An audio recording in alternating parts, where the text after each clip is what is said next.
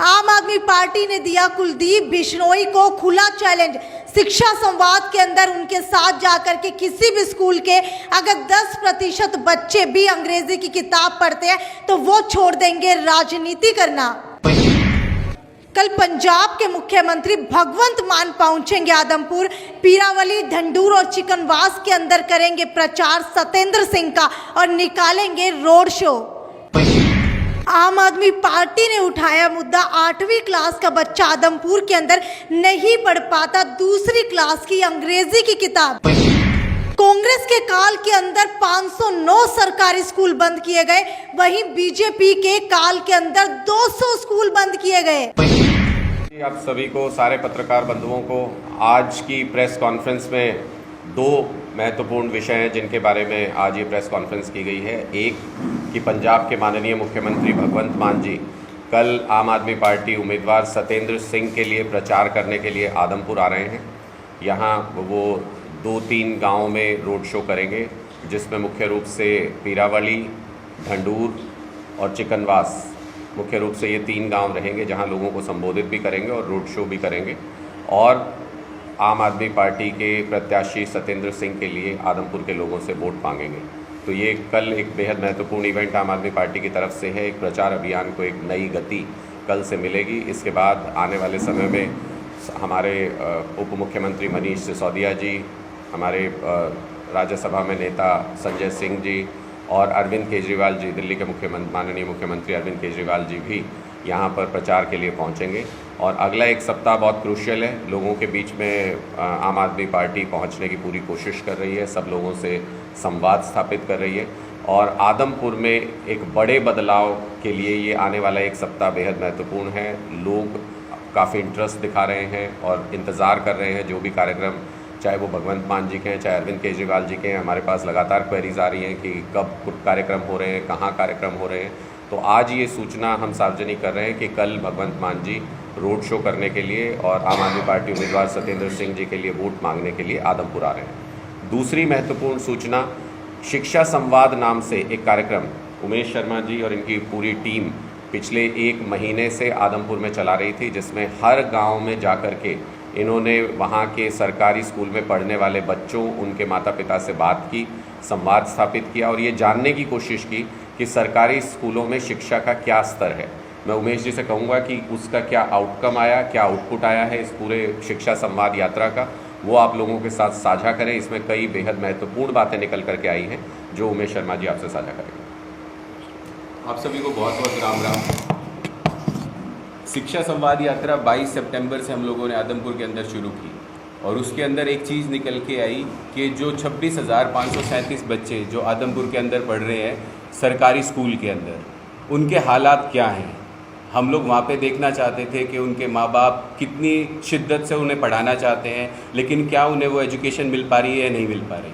तो इसको शुरुआत करने से पहले जो मेरा आउटकम था, 52 के 52 गाँव में हम लोग गए। वहाँ पे जो एक बेसिक चीज़ जहाँ से शुरू होती है वो होती है प्राइमरी एजुकेशन, जो किसी भी एजुकेशन का बेस है।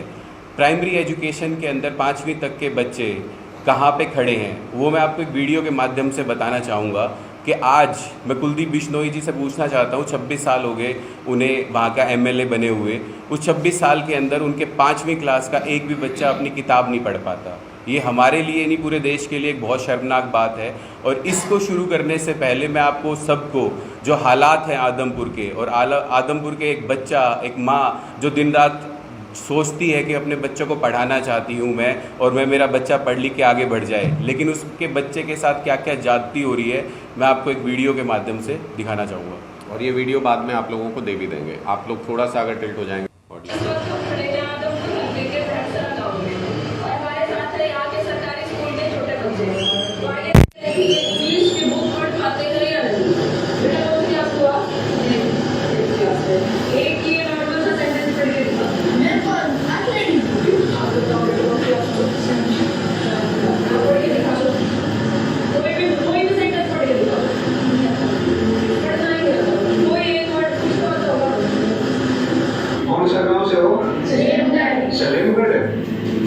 सरकारी स्कूल में कौन कौन है अपने में से? आप बताओ। हमारे सरकारी स्कूल से हो? अच्छा बेटा, आपका कौन सी क्लास है? 5वीं। अच्छा ये पढ़ी हुई हो ये हिंदी का ये पढ़ो कोशिश करनी है आप कोई नहीं कोशिश कर बेटा ये गाँव वालों आगे ये इंग्लिश का पढ़ तुम्हारी नहीं पढ़ना जाए बेटा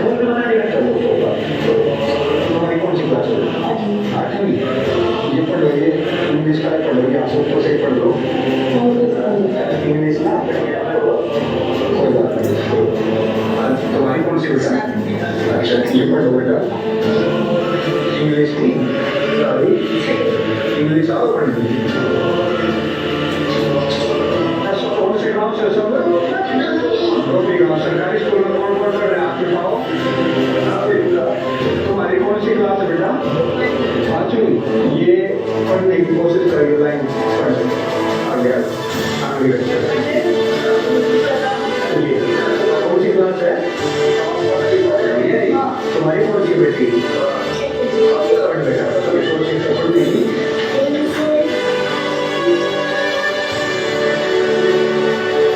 ये कौन सी क्लास की बुक है बेटा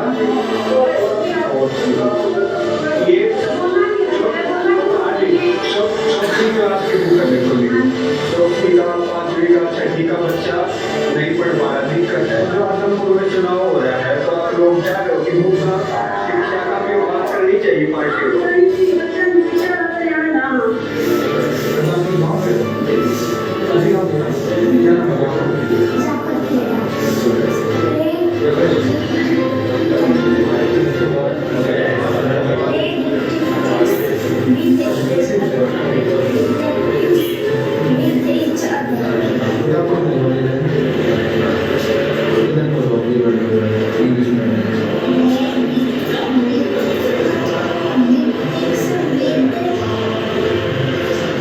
जब हम लोगों ने शिक्षा संवाद यात्रा शुरू करी,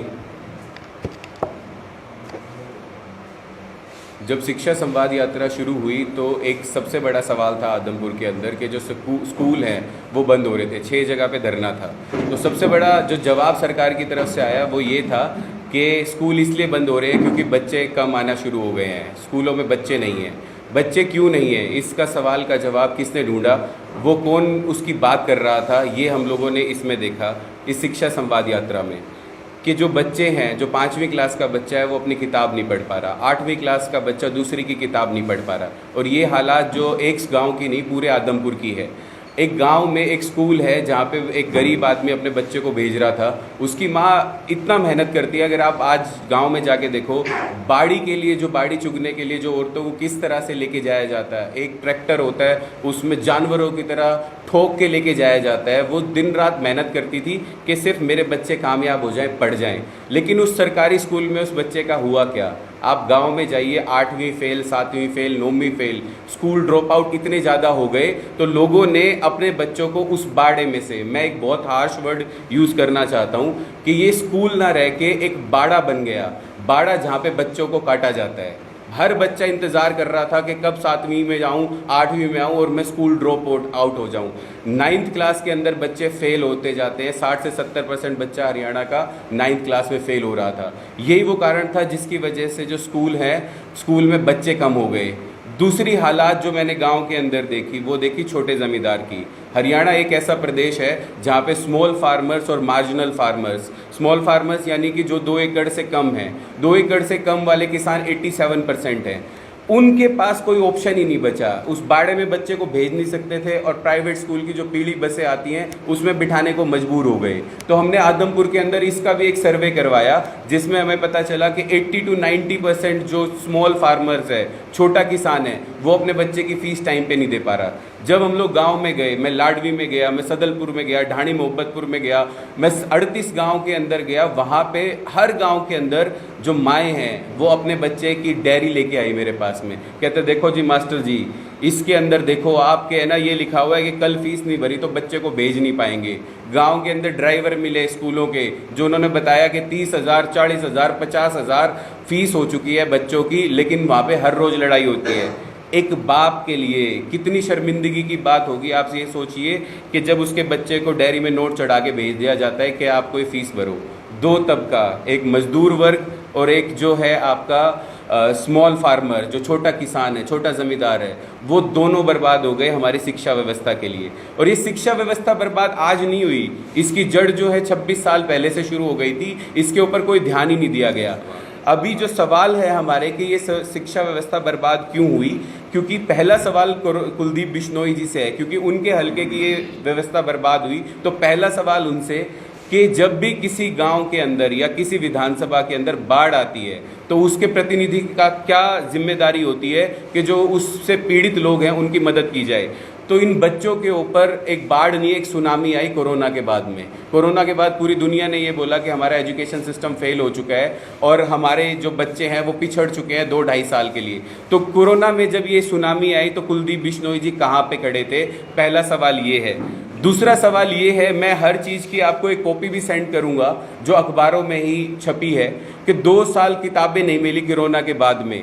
जब उनके हलके के 26,537 बच्चे सफ़र कर रहे थे कोरोना से, उनके पास किताबें नहीं थी, तो कुलदीप बिश्नोई जी कहाँ पे थे। वो एक बात तो बोलते हैं कि भव्य बिश्नोई जी बाहर पढ़ रहे थे, आदमपुर के लिए गर्व की बात होनी चाहिए, लेकिन उनके हलके के 26,537 बच्चे पहले कोरोना से बर्बाद हुए और उसके बाद में उनके पास किताबें नहीं थी। उसका जवाब कौन है, तब वो कहाँ खड़े थे। 134 से, आप सभी लोग जानते हैं 134 का पेपर हुआ और उस पेपर के बाद में सरकारी स्कूलों के, जो प्राइवेट स्कूल ने मना कर दिया कि हमारे 700 करोड़ निधि हम लोग, पेपर देने के बाद में भी एडमिशन नहीं हुआ बच्चों का। वो 40,000 बच्चे जिनमें उनके हलके के भी बच्चे थे, जब वो स्कूलों के दर खा रहे थे तब कुलदीप बिश्नोई जी कहाँ पे थे। और आदमपुर के अंदर आज बच्चा 5वीं का बच्चा अपनी किताब नहीं पढ़ पा रहा, ठीक है, और उसकी माँ जो है वो इतनी दयनीय स्थिति में है, जो छोटा फार्मर है मजबूरी में प्राइवेट स्कूल में बच्चे को भेज रहा है। जब वो लोग बर्बाद हो रहे थे तब कुलदीप जी कहाँ थे। सरकारी स्कूल में देखिए जी, जो 7वीं 8वीं 9वीं, आप गांव से शुरू कर देता हूं मैं, यहीं से अपने पास से, डंडूर, पीरावाड़ी, जीडी, इसके बाद में चंदन नगर, संजय नगर, यहाँ पे आप जाके देखोगे गांव में नशा इतना ज़्यादा पसरा हुआ है। और नशे की जो जड़ शुरू होती है वो अशिक्षा से शुरू होती है। यहाँ पे लोग है ना स्मैक, चरस इतना ज़्यादा ले रहे हैं और उसमें 99% गाँव के अंदर जाने, मैंने मौजूद लोगों से बात करी तो उन्होंने एक ही बात बोली मुझको कि जो बच्चा पढ़ाई छोड़ गया है उसके 100% चांसेस है नशे में। जब पूरा जो प्रदेश है, जो पूरा हल्का उनका नशे के उसमें जा रहा था, तब कुलदीप बिश्नोई जी कहाँ थे। 9वीं क्लास के हज़ारों बच्चे फेल हो रहे थे, तब कुलदीप बिश्नोई जी कहाँ पे थे। जब सरकारी स्कूल के जब स्कूल बंद हुए, बहुत सारे 200 स्कूल बंद हुए जैसे आपने इसमें भी देखा, और स्कूलों में मेरे को दुर्जनपुर गांव के अंदर गया तो उन्होंने, एक महिला ने बोला कि हमारा स्कूल बंद हो गया और मेरी बेटी का उस वजह से स्कूल छूट गया। जो बेटी पढ़ाओ बेटी बढ़ाओ की बात करती है सरकार, जब बेटियां स्कूल नहीं जा पा रही थी तब कुलदीप जी ने उनकी हक की आवाज़ कब उठाई। और एक गरीब के बच्चे का जब पढ़ने का सपना टूटता है, एक गरीब आदमी जो चाहता है मेरा बच्चा पढ़े, जब उनके सपने टूट रहे थे पिछले 26 साल में, तब कुलदीप बिश्नोई जी कहाँ पे थे। और जब गली गली में, आप किसी भी गांव में, जिनका मैंने नाम लिया, आप किसी भी गली में चले जाइए, चिट्टा गली गली बिक रहा है, नशा घर घर में मौजूद है, तब कुलदीप बिश्नोई जी ने पिछले 26 साल में उसकी आवाज़ कब बुलंद की।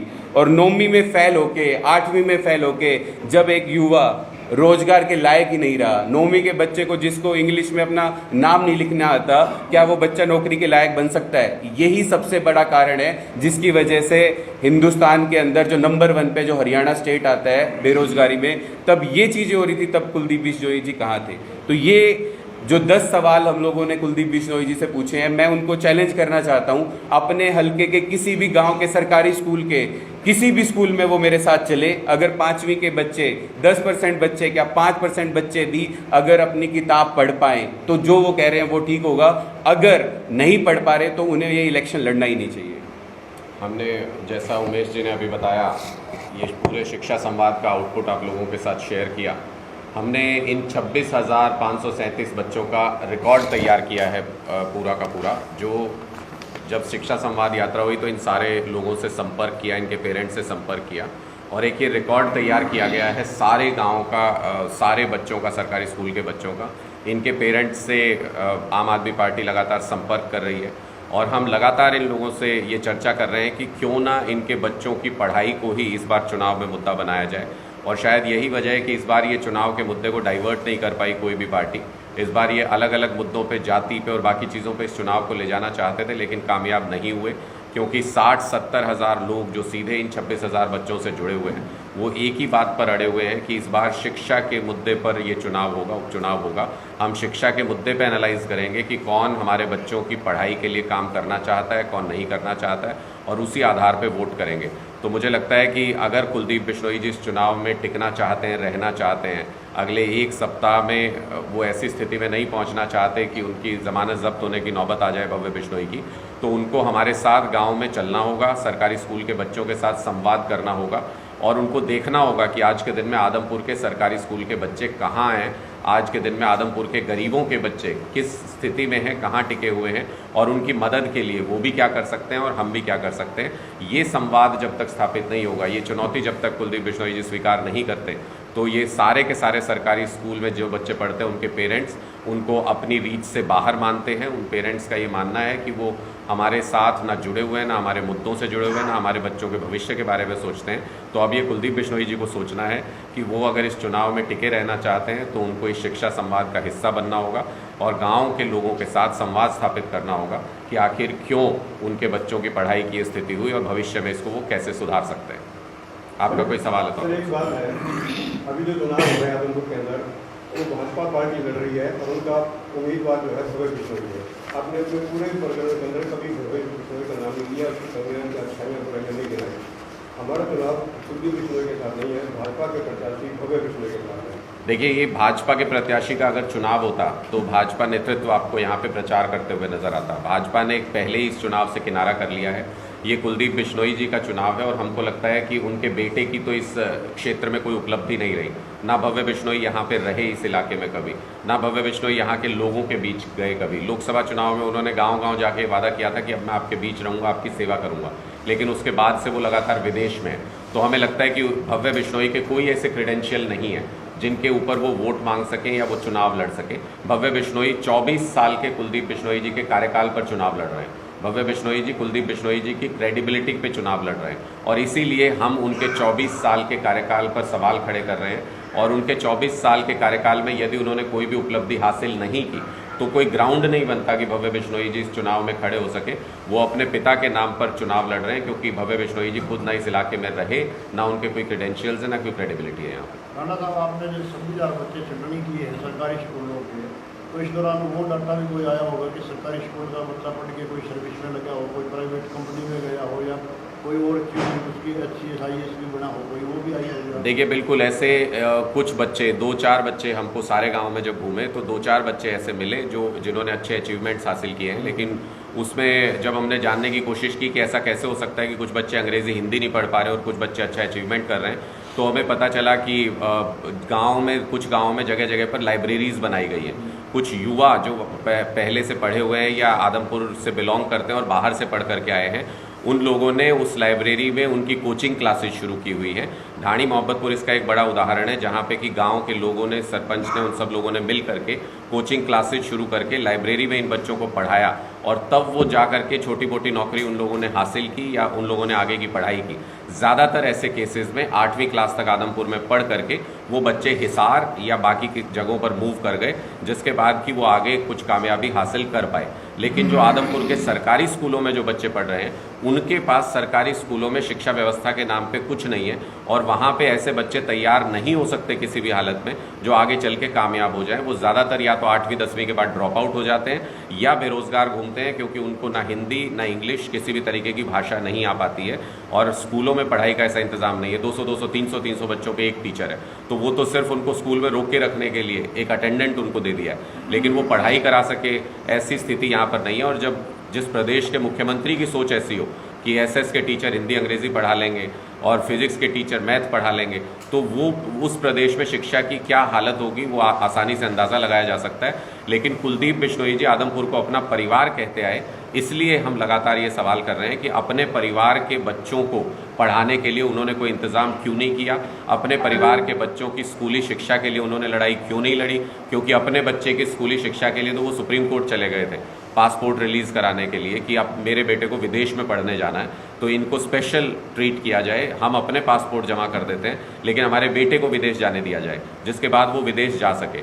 लेकिन आदमपुर के बच्चों के लिए उन्होंने थोड़ी भी जहमत नहीं उठाई, उनके लिए थोड़ी भी मेहनत नहीं की। अगर चाहते तो वो भारतीय जनता पार्टी की सरकार में, जिनके वो यहाँ पर उम्मीदवार हैं, उसमें बार्गेन कर सकते थे कि मेरे आदमपुर के 6 के 6 स्कूल खोले जाएं।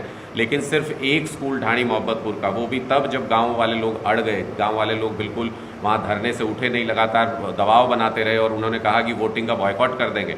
ऐसी स्थिति में उन्होंने सिर्फ एक स्कूल को खोलने का ऐलान किया। हमें लगता है कि गांव अगर जो 6 स्कूल हैं, अगर वो चुनाव से पहले नहीं खुले तो उसके बाद कोई चांस नहीं है कि वो स्कूल किसी भी तरीके से दोबारा खुल पाए या टीचर्स की जो कमी है वो पूरी हो पाए। ये आपने नशे की बात उठाई, तो क्या नशे के लिए माँ बाप या जनता भी जिम्मेवार नहीं है या एक प्रतिनिधि जिम्मेवार है? आपकी बात को मान लिया जाए तो हिसार पुलिस ऐसे कई लोगों को पकड़ के लाते हैं। हमने दिल्ली से इस नागरिक को ड्रग केस में पकड़ के यहाँ लेके आए हैं, तो क्या उसके लिए दिल्ली सरकार दोषी है?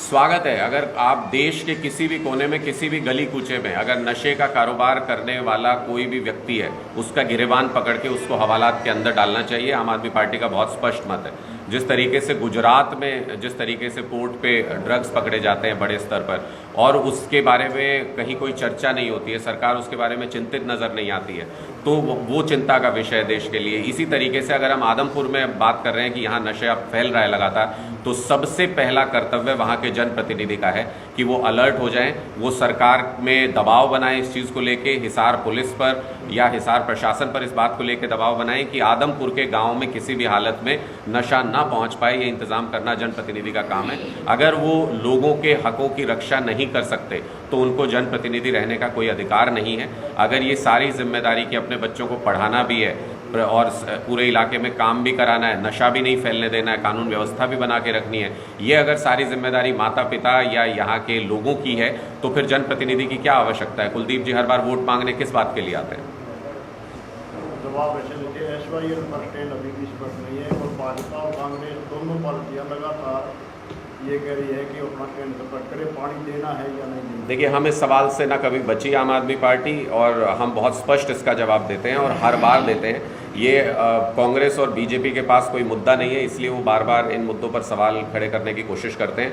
हमारा स्टैंड पूछने से पहले कांग्रेस को ये स्पष्ट करना चाहिए कि तीनों जगहों पर कांग्रेस की सरकार रह चुकी है, उनका क्या स्टैंड है। हरियाणा के अंदर कांग्रेस का क्या स्टैंड है SYL को लेके, पंजाब के अंदर कांग्रेस का क्या स्टैंड है, और जब तीनों जगहों पे उनकी सरकार रही तो समाधान क्यों नहीं निकाल पाए। इसी तरीके से भारतीय जनता पार्टी का हरियाणा में क्या स्टैंड है SYL को लेके, पंजाब में भारतीय जनता पार्टी का क्या स्टैंड है, और जब तीनों जगहों पर भारतीय जनता पार्टी और उनके एलाइज की, सहयोगियों की सरकार रही, तो वो इस समस्या का समाधान क्यों नहीं निकाल पाए। ये दो सवालों का जवाब देने के बाद किसी की इतनी क्रेडिबिलिटी बनती है कि वो हमसे ये सवाल पूछ सके।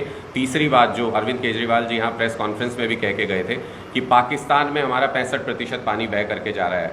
क्या पाकिस्तान ज़्यादा प्यारा है केंद्र सरकार को, मोदी जी को, हरियाणा के लोगों से? क्यों वो पानी रोक के, जो कि पहले मोदी जी खुद कहते थे कि मैं वो पानी रोक के लेके आऊँगा लोगों के लिए, क्यों पाकिस्तान का पानी रोक के हरियाणा में नहीं भेजा जा रहा?